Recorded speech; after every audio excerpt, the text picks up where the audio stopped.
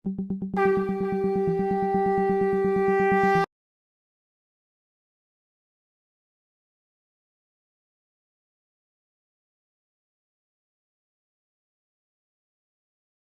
प्रसंग के लिए मैं आदरणीय डॉक्टर सुनील कुमार रायदा, कानपुर उत्तर प्रदेश, उनसे मैं अनुरोध करती हूँ कि परम दयाल परम पिता के रातुल चरणों में इष्ट प्रसंग करके हम लोग को मन मुग्ध करे। जय गुरु दादा। जय गुरु माँ, जय गुरु। आवाज आ रही है? जी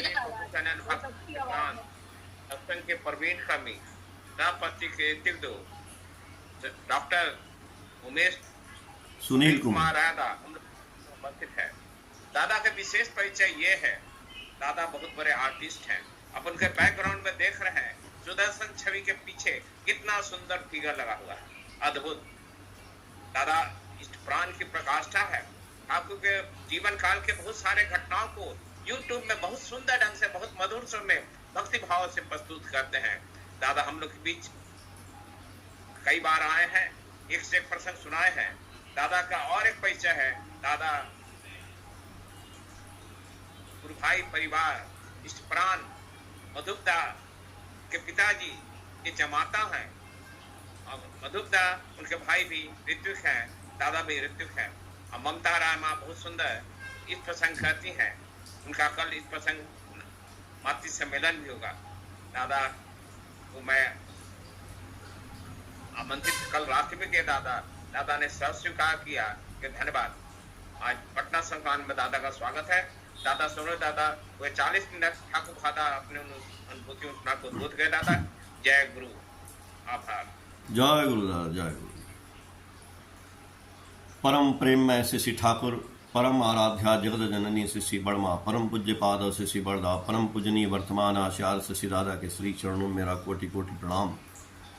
यहाँ उपस्थित इस ऑनलाइन सत्संग में कमलदा और सभी पंजाधारी दादा लोगों को मेरा हार्दिक जय गुरु और बहुत ही आप लोगों को धन्यवाद, कमल दादा को धन्यवाद और सारे गुरु भाइयों को कि एक बार आप लोगों ने ठाकुर जी के बारे में जो बोलने का मौका दिया, इसके लिए बहुत बहुत धन्यवाद। और अभी लिम्का दादा ने कितना बढ़िया भजन सुनाया कि ये ठाकुर का नाम जो है दवाई है, इसको पीने से हमारे सारे दुख कष्ट दूर हो जाते हैं।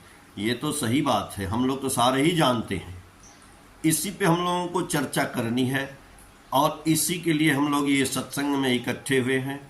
और बहुत अच्छा है कि हम लोग कम से कम जितने भी ठाकुर जी के गुरु भाई हैं, और वो आज ये ऑनलाइन सत्संग भी मैं देख रहा हूँ कि दादा बहुत दिन से ये ऑनलाइन में जुड़े हुए हैं। तो आपका ये नशा हो गया है, आपका ये लगाव हो गया है, आपने वो दवाई पिया है और पी रहे हैं, इसीलिए ऐसा हो रहा है। और जितने सत्संगी गुरु भाई हैं वो भी आते हैं तभी होता है, एक हाथ से ताली नहीं बजती है। केवल दादा सत्संग करें और कोई गुरु भाई इसमें शामिल ना हो तो सत्संग नहीं हो सकता है। इसलिए दोनों हाथ से ताली को बजना है और ये सहयोग आप लोगों का है। बहुत बहुत आप लोगों को आभार कि ठाकुर जी की चर्चाएं आप लोग पूरी दुनिया में आप लोग फैला रहे हैं, इसके लिए बहुत बहुत धन्यवाद। जो जहां भी लगा है, जैसे भी लगा है, यही तो ठाकुर जी चाहते थे कि हमारी बातें और हमारे काम को लोग स्वेच्छा से ग्रहण करें, और स्वेच्छा से ग्रहण करके जो चलेगा उसी का जो है कल्याण होता जाएगा। ठाकुर जी बोले हमको कहना ना पड़े। यदि कोई आदमी हमारी कामों की रिस्पॉन्सिबिलिटी लेता है, अपने कंधे पर सवार होकर चलता है, तो उसकी योग्यता बढ़ जाती है। और इस योग्यता को बढ़ाने के लिए आज जो ये सत्संग हो रहा है और सत्संग में हम लोग उपस्थित हैं, सत्संग में ठाकुर जी की बात सुनते हैं, सुनने के बाद उसको करते हैं। तो सवेरे ही हम लोग बोलते हैं कि राधा स्वामी नाम जो गावे सोई तरे, और कल कलेश सब नाश, सुख पावे सब दुख हरे।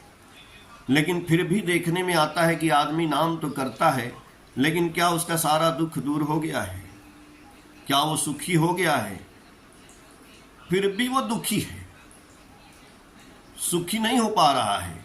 बहुत से आदमी सुखी हैं, बहुत से आदमी दुखी हैं। तो ये सुख दुख का क्या कारण है?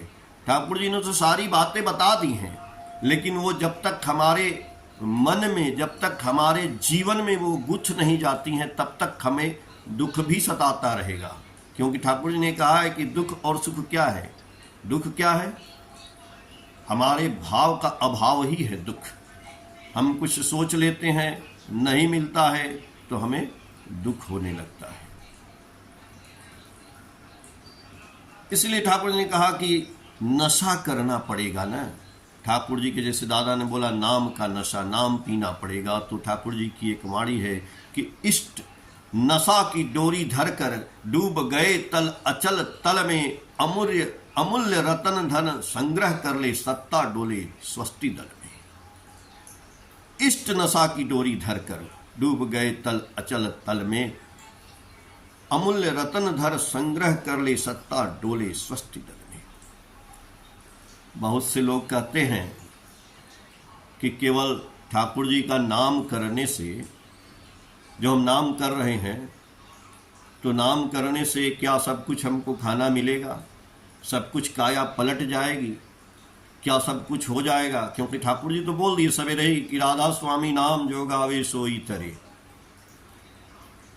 अब बात यह है कि वो नाम हम करते हैं कि नहीं करते हैं, कि छलावा है कि दिखावा है, वो डिपेंड करता है।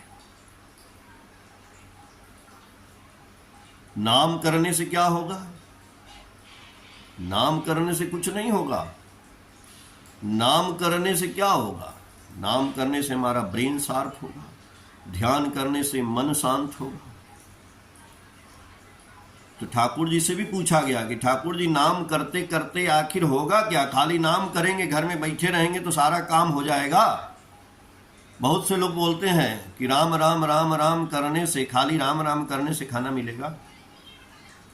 जी हाँ, ठाकुर जी ने बोला कि नाम करने से होता क्या है। देखिए, ये शरीर हमारा जो है ना, ये शरीर, ये यंत्र है।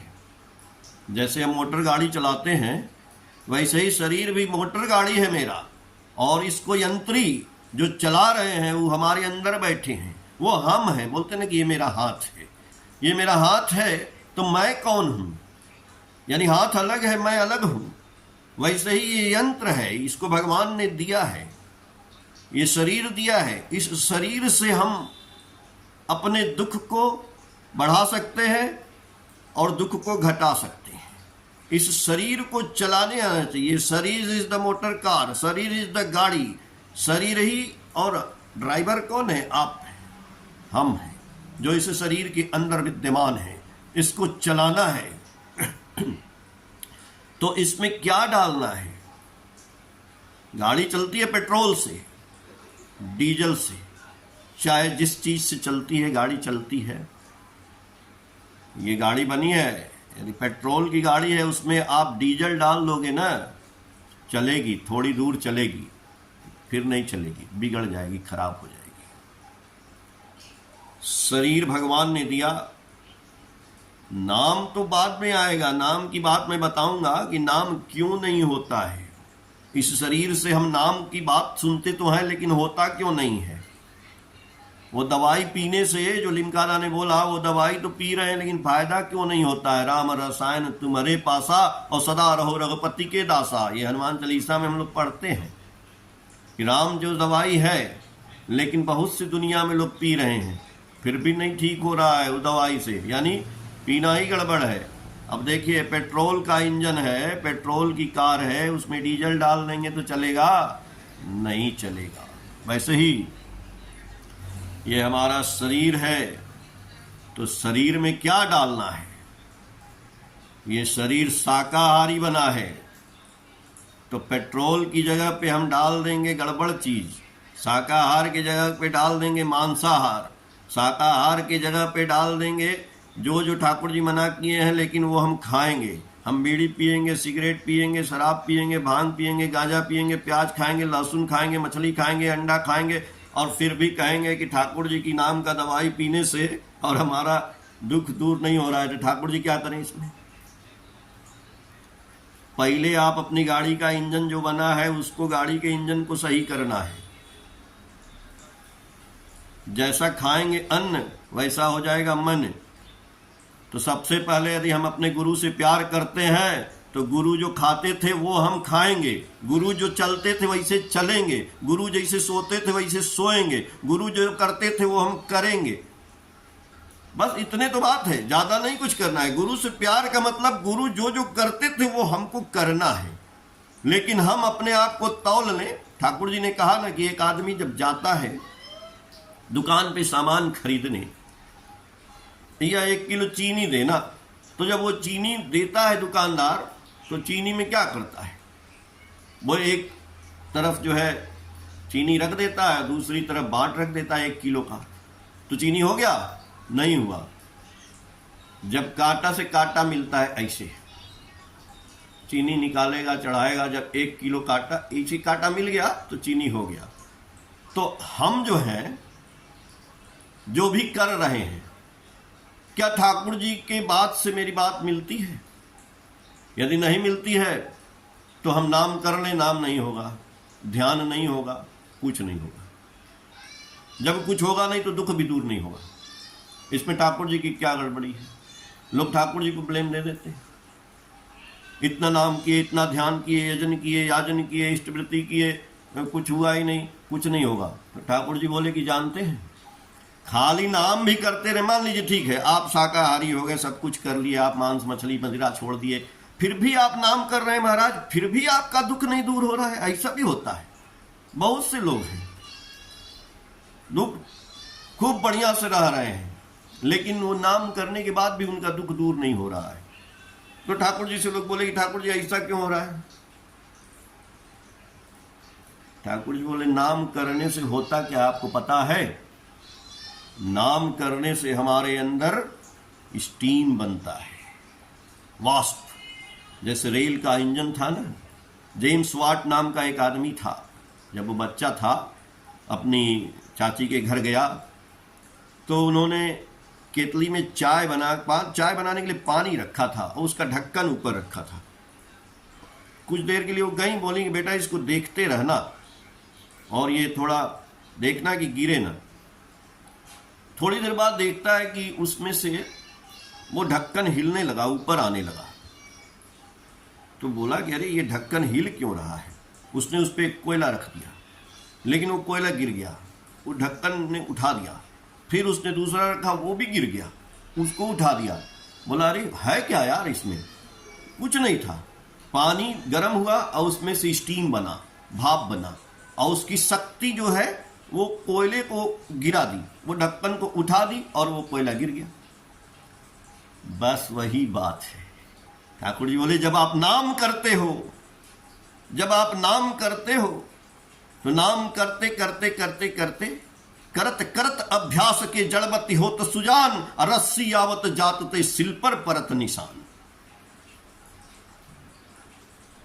भैया रस्सी आती जाती है तो पत्थर पे भी निशान कुएं में पड़ जाता है। वैसे ही नाम करते करते, चलते फिरते, उठते बैठते सोते, हर वक्त नाम करना है। ठाकुर जी बोले कि नाम करने का समय तो है, लेकिन आप यदि बैठ के नहीं नाम कर सकते हैं तो हाथ को पीछे रख करके ऐसे आप सो जाइए बिस्तर पे, और सो के भी आप नाम कर सकते हैं।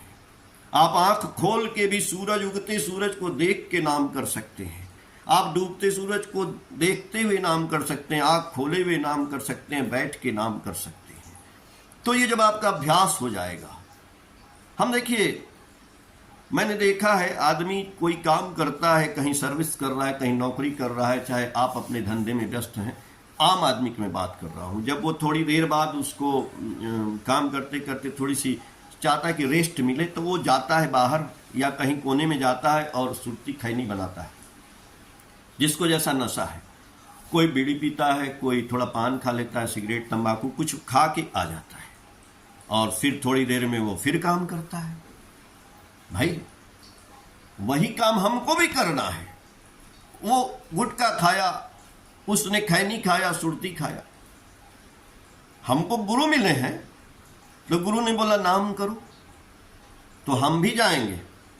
हम जाएंगे 2 मिनट 5 मिनट बैठ जाएंगे कहीं, अब बैठ करके हम भी नशा करेंगे, गुरु जी का नाम बैठ करके करने लगेंगे।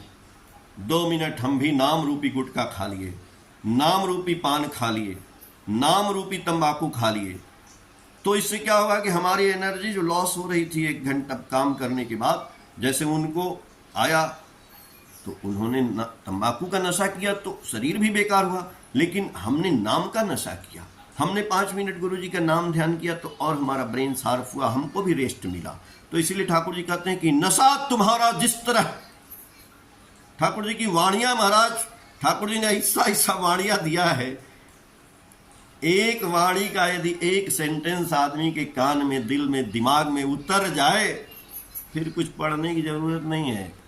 एक ही साधे सब सधे, सब साधे सब जाए। अरे पढ़ता लिखता तो वो है जो फेल हो जाता है ना भाई। आप पास हो गए हैं तो एक ही लाइन को बार बार कहने से कुछ नहीं होगा, उसको करने से होगा। तो ठाकुर ने कहा कि नशा तुम्हारा जिस तरह, जिसमें जिस प्रकार आचार व्यवहार चरित्र भी धरे वही आकार। महाराज नाम का नशा हो जाएगा तो ठाकुर जी का आचार व्यवहार चरित्र आपके अंदर आ जाएगा, तब ठाकुरत्व तो प्राप्त हो जाएगा।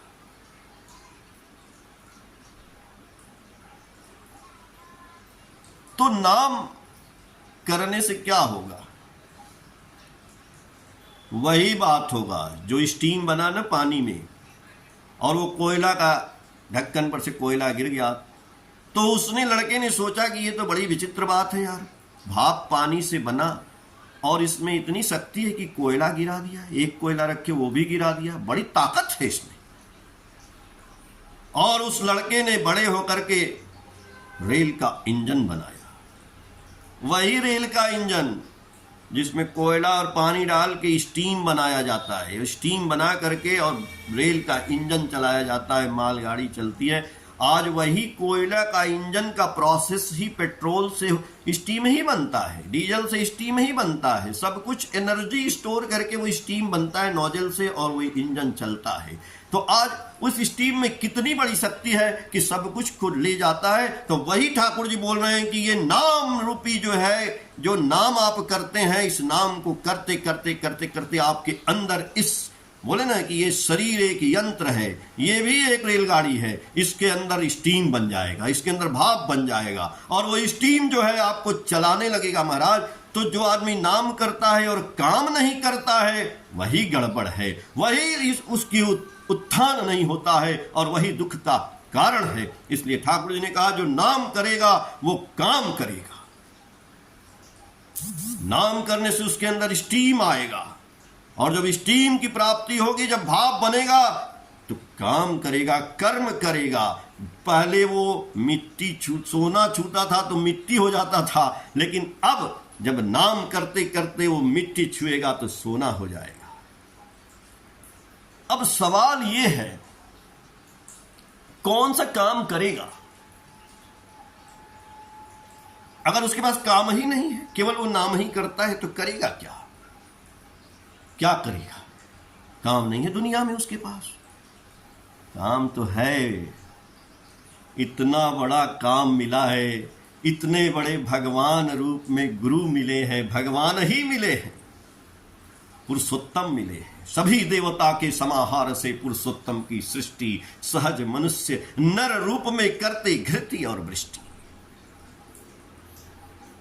कौन सा काम करना है? धंधा करना है। जिसके पास कोई काम नहीं है उसको काम ठाकुर जी ने क्या दिया है?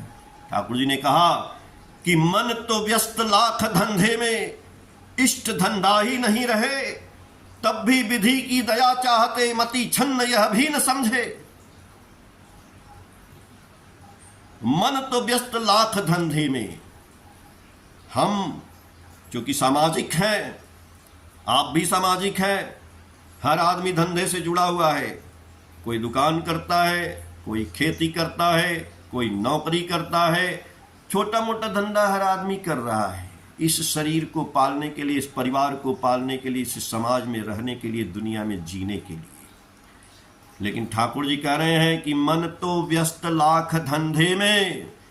आपका मन जो है इस दुनिया रूपी धंधे में व्यस्त है, लेकिन इष्ट धंधा ही नहीं रहे। अगर उस धंधे के साथ साथ इष्ट, गुरु, ठाकुर, पुरुषोत्तम का धंधा नहीं रहेगा, उसके बाद भी आप चाहते हैं कि विधाता की दया हो जाए, संभव नहीं संभव है। इसलिए ठाकुर का धंधा करना ही पड़ेगा। जो आदमी सुखी होना चाहता है, जो अपने जीवन से दुख को मिटाना चाहता है, उसको इष्ट का धंधा निश्चित करना पड़ेगा। लेकिन अब समझ में आए तुमने इष्ट का धंधा क्या है। इष्ट का धंधा क्या है? ठाकुर जी की तो एक छोटा सा मैं एकदम उदाहरण में जो दूंगा, सबसे पहला चीज कि इष्ट धन, ठाकुर जी जो वाणियां दिए हैं, वाणियां जो मेरे दिमाग में आ रही हैं, वो मैं आपके सामने रखना चाहता हूं और आप समझने की कोशिश करिएगा, क्योंकि इतना जल्दी एक एक वाणी को समझाएंगे तो बहुत देर हो जाएगा। तो आप थोड़ा सा उसको समझिएगा, बाद में भी समझिएगा। ठाकुर जी कह रहे हैं कि मन तो व्यस्त लाख धंधे में, इष्ट धंधा ही नहीं रहे, तब भी विधि की दया चाहते मति छन्न यह भी न समझे। तो इष्ट धंधे का तुक क्या जानो। पहले तो समझ लीजिए इष्ट कौन हुए। इष्ट आपके ठाकुर हैं, तो इष्ट उनके धंधा का, उनका धंधा क्या है, एक धंधा बताते हैं। इष्ट धंधे का तुक क्या जानो, इष्टवृत्ति पालन, इस धंधे के अचूक चलन से शांत हो अयुत जनन। इष्टवृत्ति का धंधा यदि माथे में दृढ़ रहा नहीं, दान करने से लाख रुपया धर्म तुझे ढोया नहीं। जीवन यदि जाए रे जाए, इष्टवृत्ति छोड़ो ना, धर्म अर्थ काम मोक्ष का यह निशाना भूलो ना। सबसे बड़ा तेरा धंधा इष्टवृत्ति होने से जीवन कैसे फलता देख सकोगे उसी समय से।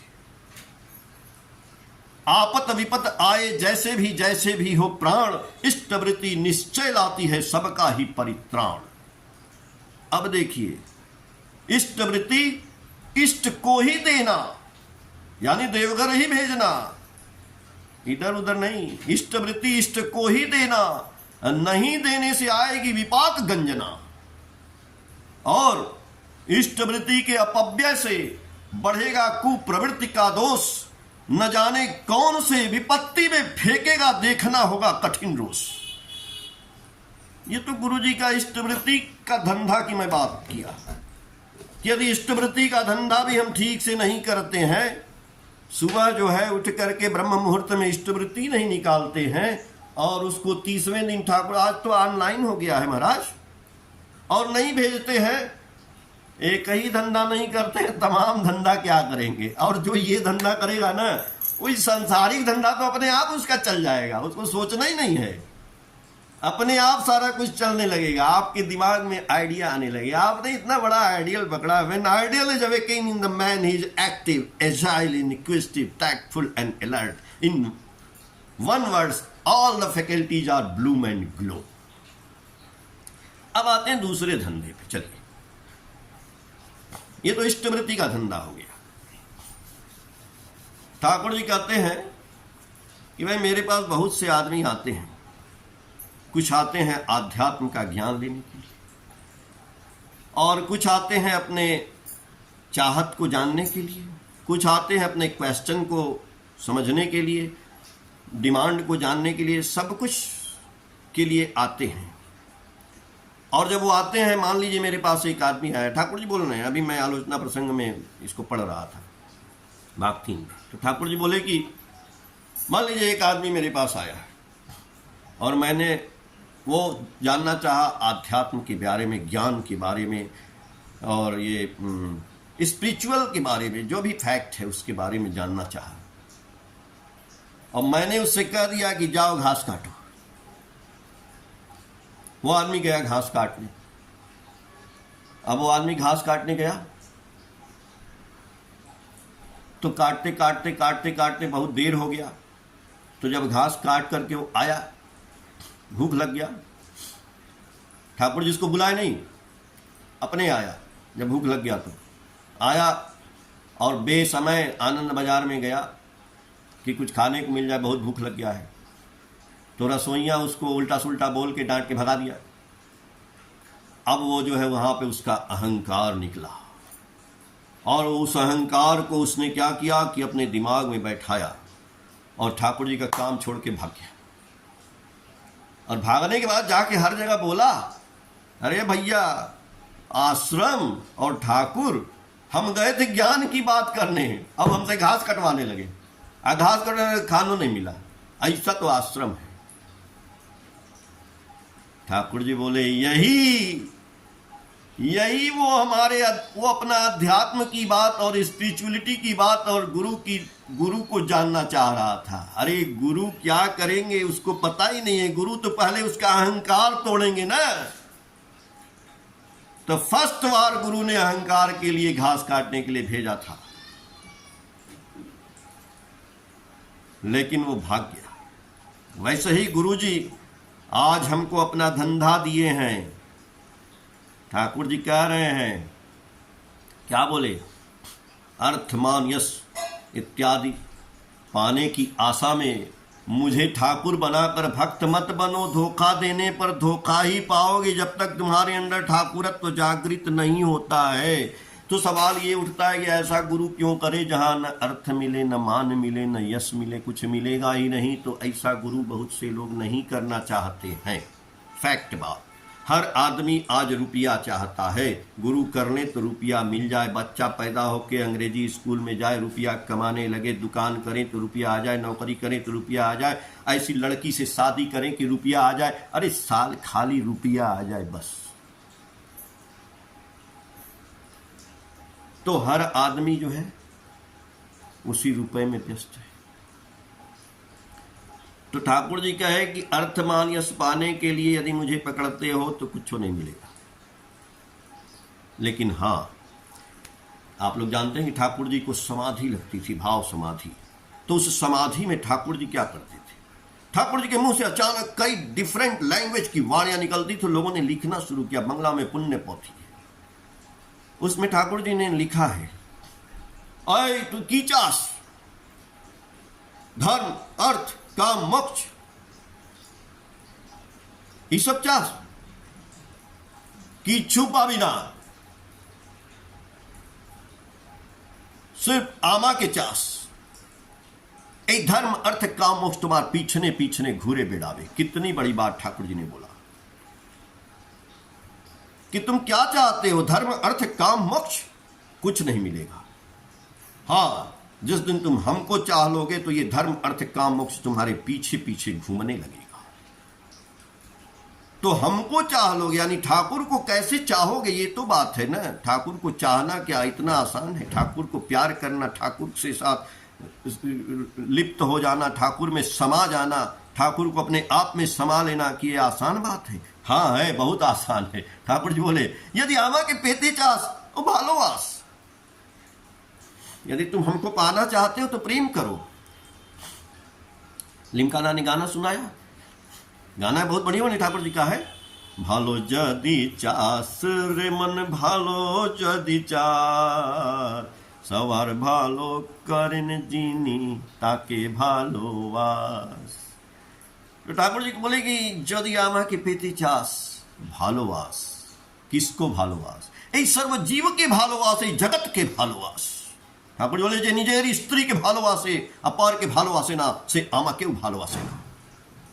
जो अपनी पत्नी को बहुत प्यार करता है, अपने परिपार्श्विक को, परिपार्श्विक का मतलब समझ लीजिए आपके अड़ोसी पड़ोसी मित्र रिश्तेदार भाई बंधु, इस दुनिया में जीव जंतु जितने हैं, पेड़ पौधे, सबको यदि आप प्यार नहीं करते हैं तो ठाकुर जी बोले आप हमको भी नहीं प्यार करते हैं। और इन्हीं को प्यार करना ही हमारी पूजा है। ठाकुर जी इतनी बड़ी बात बोले। चंदन, फूल, अगरबत्ती, दिखावा, ये सब प्रसाद, ये तो हम लोग कभी चर्चा भी नहीं करते हैं, ना कहीं ये सब आया है, ना ठाकुर जी बोले हैं।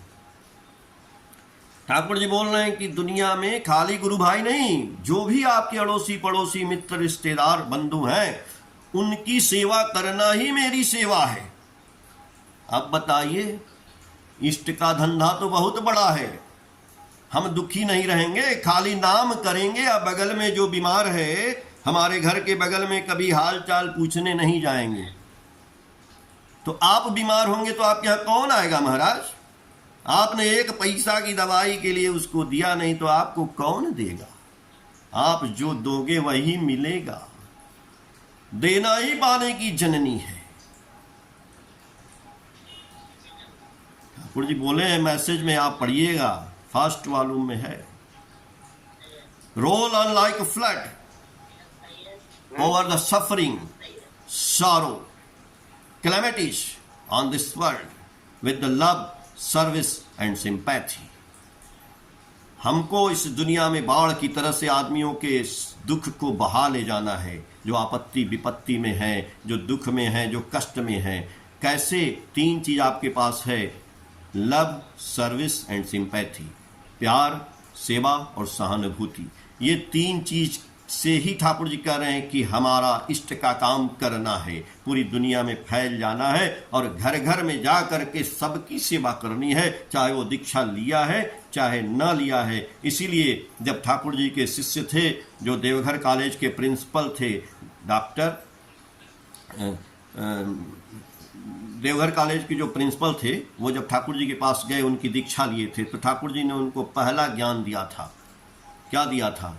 बोले कि जानते हैं आप, किलेर काछे जे गौम थाके से बेचे जाए आ दूर होले से पीसे जाए।